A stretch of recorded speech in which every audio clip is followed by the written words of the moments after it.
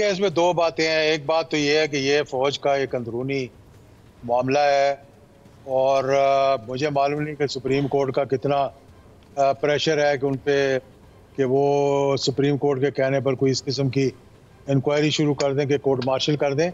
दूसरा जो देखने में आया है कि रातों रात जैसी ये खबर आई है, इतने लोगों ने पीएचडी कर ली है जनरल फैज पे कि मैं अंदरूनी कहानियां सुन सुन के यानी कि बेजार हो गए या परेशान हो गए, क्या लफ्ज़ इस्तेमाल करूं। जिसको देखें आप, वो अब माहिर बना हुआ है जी कि ये हो गया वो हो गया। किसी को मालूम नहीं है कि हुआ क्या है।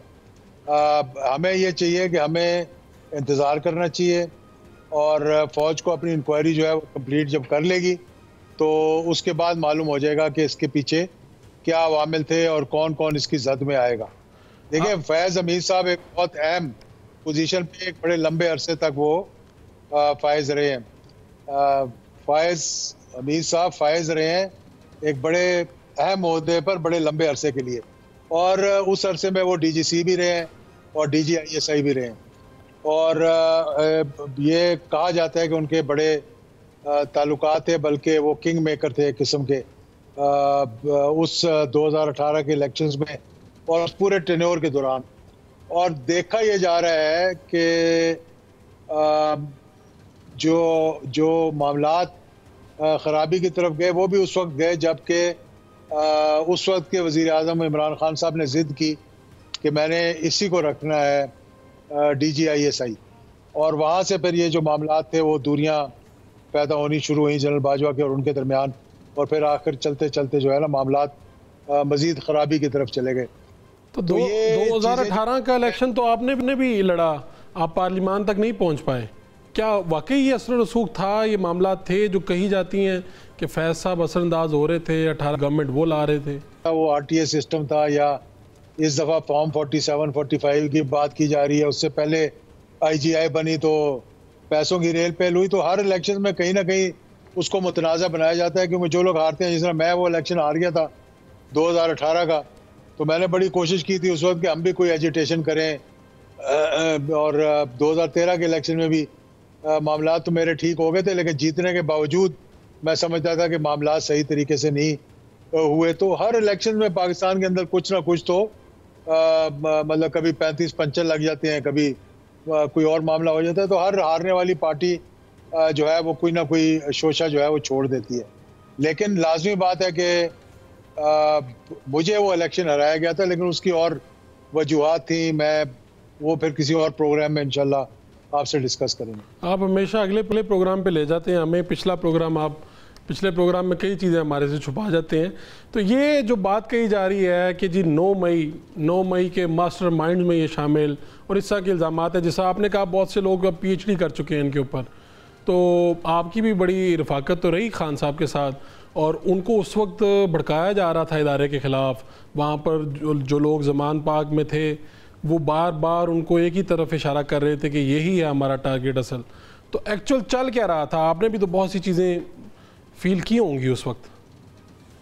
देखिए, जो उनके जो इनर सर्कल था, लाजमी बात है कि मेरा एक बैकग्राउंड है। समझने वाले समझते हैं कि ये उनका एस्टेब्लिशमेंट का आदमी है, लेकिन एस्टेब्लिशमेंट नहीं समझती कि मैं उनका आदमी हूँ कि नहीं हूँ। लेकिन ये एक लेबल है जो हम पे लगा हुआ है इस वजह से कि मेरे वालिद 11 साल तक इस मुल्क के चीफ ऑफ आर्मी स्टाफ रहे और हुक्मरान भी रहे। तो मेरी जितनी मरतबा खान साहब से मुलाकात हुई, जितनी मरतबा, और आप उसका अगर रिकॉर्ड उठा के देखेंगे ना कि मेरी किस दिन मुलाकात हुई और अगले दिन या एक दिन के बाद उनका क्या बयान आया, तो मैं एक ही बात उन्हें समझाता था कि इस्टेब्लिशमेंट से झगड़ा करके, महाजराई करके हम अपने ऑब्जेक्टिव को अचीव नहीं कर सकते आप। और मैं उन्हें ये भी कहता था कि अगर हम कमरे में बैठे ना, तो यहाँ से निकलने के दो रास्ते हैं। एक तो दरवाज़ा है और दूसरी दीवार है। तो दरवाजे से तो आप आराम से चले जाएंगे, अगर दीवार में सर मारेंगे तो या सर टूट जाएगा या दीवार टूट जाएगी। तो जो मजबूत होगा वो टूट जाएगा, नहीं टूटेगा। तो इसलिए जितने मैंने मुलाकातें की उनको समझाने की कोशिश की थी, और मेरे मिलने के बाद उन्होंने वो बयानात दिए थे जो ये मेरी फ़ौज है, फ़ौज के बगैर ये मुल्क जो है वो नहीं रह सकता। उनके देखिए, अगर बयानात आप उठा के देखें तो हमेशा उन्होंने मेरी मुलाकात के बाद अच्छे बयान देने की कोशिश की, लेकिन फिर चंद एक ऐसे लोग थे जो उनको ये बताते थे कि माजर आइए। और हर हुक्मरान को उसके ऐसे हवारी होते हैं जो उनको खराबी की तरफ लेकर जाते हैं। मुझे याद है कि मियां नवाज साहब के साथ जब हम अपोजिशन में थे तो कराची IGI का एक जलसा हुआ, और बहुत बड़ा जलसा था वो। उस पर रुकावटें बनी हुई थी, जगह जगह कंटेनर लगे हुए थे। तो हमारे साथ एक मेरे ही अजीज़ थे जिनके आगे बड़े करीबी अजीज़ थे जो कोर कमांडर थे कराची के। तो वो रुकावटों को हटाने के लिए हमने उन्हें उतारा ट्रक से और उन्हें कहा कि जाकर उनको जनरल साहब को बताएं यार कि ये रुकावटें हटवाएं हमारे लिए। और फिर उनके जाने के बाद रुकावटें हटा दी गई। तो वो कायद-ए-आज़म के मज़ार पे इतना बड़ा जलसा हुआ, और बड़े बड़े सियासतदान, अगर मैं नाम लूँ तो आप हैरान रह जाएंगे। उस जलसे में वो मियां नवाज शरीफ के कान में जाकर कह रहे थे, जनाब ये तो इतना बड़ा जलसा ये तो जुल्फ़िकार अली भुट्टो नहीं कर सका, तो आप तो भुट्टो से ही बड़े लीडर बन गए। तो इस तरह के लोग होते हैं जो आपको ये बताते हैं कि शायद आप जो है वो एक ऐसी शख्सियत बन गए हैं कि जो आज तक कभी कोई ऐसी शख्सियत रूनुमा हुई नहीं है। तो ये ऐसे लोग हैं जो ख़राब करते हैं जी, आप लड़ लें, आप मर लें, आप लॉन्ग मार्च कर लें। तो अगर माजी में अगर हम जाएं थोड़ा सा, मई के महीने में हुकूमत जब ख़त्म हो गई थी, और आपको पता है कि 25 मई को लॉन्ग मार्च हुआ था उस साल, पेशावर से जो शुरू हुआ था, उस पे भी अगर जो 21 मई को मीटिंग हुई थी, अगर उसके मुताबिक मामला तय कर दिए जाते और थोड़ा सा उसको पोस्टपोन कर दिया जाता और IMF से पहला राउंड मुज़ाकरात का हो जाता, तो ये तय हो गया था कि असम्बलियाँ तहलील करके वज़ीर आज़म उस वक्त के शहबाज शरीफ, उनको भी बता दिया गया था कि दोबारा इलेक्शन करवा दिए जाएंगे। लेकिन चंद एक ऐसे लोग थे जिन्होंने कहा नहीं जी असी तो फतह करना है इस्लामाबाद में, हम तो जाके से फतह कर लेंगे, और वो फतह करते करते आप खुद शिकस्त खा गए। तो आप कहते हैं कि अगर उस वक्त इस तरह से ना करते तो आज इमरान खान ने डयाला जेल में ना बैठे होते? देखिए बहुत से मौके आते हैं हर किसी की मामलात में, जब होते हैं ऐसे खराबी की तरफ जाते हैं, कि आपको बहुत से ऐसे मौके मिलते हैं कि आप अपने मामलात को सही कर सकते हैं। लेकिन आपके करीब जो लोग होते हैं ना, जिनको कहते हैं कि ये हॉक्स हैं, मतलब हर हुक्मरान के साथ हॉक्स भी होते हैं, डव्स भी होती हैं। यानी कि कुछ लोग होते हैं जो कबूतर लेके कहते हैं जी कि अमन की फाख्ता को उड़ाएं, और कुछ लोग होते हैं नहीं जी टैंक दे तले आ जाओ, लेकिन लड़ना टैंक के साथ जाके सर मारना है अपना। तो खराबी करवाने वाले तो बहुत होते हैं कि जी आप तो इतने बड़े लीडर बन गए, पूरा पाकिस्तान आपके लिए हमालिया रोना शुरू कर देगा, और ऐसी चीज़ें जो उन्हें बताई जाती हैं जिसकी वजह से फिर मामला खराबी की तरफ चले जाते हैं। तो आप क्या मुआवजा करते हैं वैसे इन दोनों की शख्सियत का? ये नवाज शरीफ और इमरान खान दोनों ने ही दीवार में टक्कर मारी जब भी मारी, और शायद इमरान खान का तो पहला तजर्बा है इस तरह से, लेकिन नवाज शरीफ साहब ने भी किया। आपने एक ज़माने में उनको रोकने की कोशिश भी की, मुझे याद है कि इख्तियारे में भी आपने गालिबन कहीं से वापसी हो रही थी, उन्हें कहा भी था।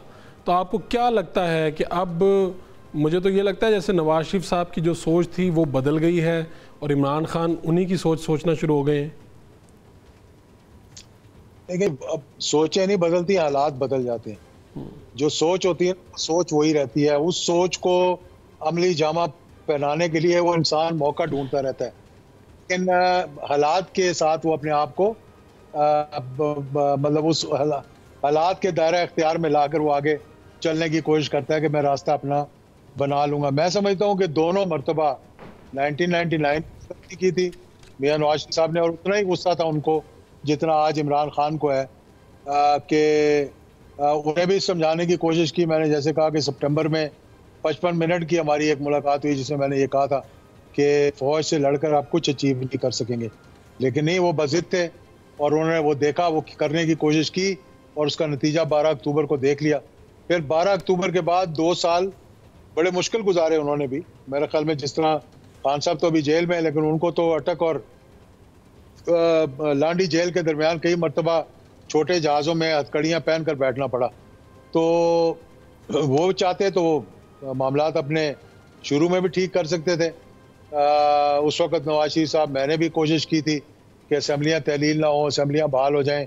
उनके वाले से भी मैंने मुलाकात की थी, उनको भी पैगाम भिजवाया था, लेकिन वो उस वक़्त तैयार नहीं थे। लेकिन 2 साल के बाद उन्हें शायद एहसास हुआ 2002 में कि अब काफ़ी हो गई है, अब कोई रास्ता निकालना चाहिए। तो जब उन्होंने फैसला कर लिया कि रास्ता निकालना है, तो फिर रास्ता निकल भी आया। तो अब ये रास्ता कहाँ से निकलेगा? यहाँ पर पाकिस्तान तहरीक-ए-इंसाफ तो मुझे एक बंद गली में फंसती हुई नज़र आती है, तो इनका रास्ता कहाँ से निकलेगा? आपको कोई गुंजाइश नज़र आ रही है? कहीं पे अफवाहें भी हैं कि जी किसी दिन अडयाला का बासी जो है किसी दिन ताले खुलेंगे और बाहर आ जाएंगे। आपको क्या नज़र आ रहा है पूरे मंजरनामे में? देखिए, मैं कोई मतलब नजूमी तो नहीं हूँ कि मैं कोई प्रेडिक्शन कर दूँ, ना मैं कोई एस्ट्रोलॉजर हूँ।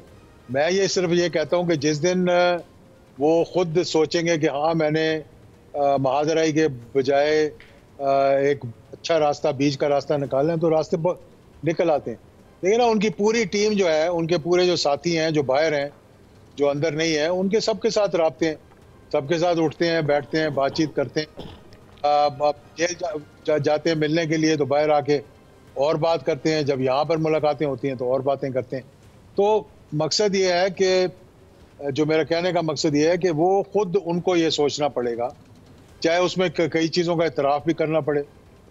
कई चीज़ें जो हैं वो शायद अब बाहर भी आएंगी जब आगे बातचीत आगे चलेगी। तो ये इस वक्त कोई प्रेडिक्शन नहीं कर सकते कि हाँ जी कल क्या होने वाला है। ये तो अब गायब का इल्म तो किसी को भी नहीं है, लेकिन हालात को देखते हुए, माजी को देखते हुए आप ये कह सकते हैं कि वो रास्ता अगर तयन किया जाएगा तो शायद मामलात बेहतरी की तरफ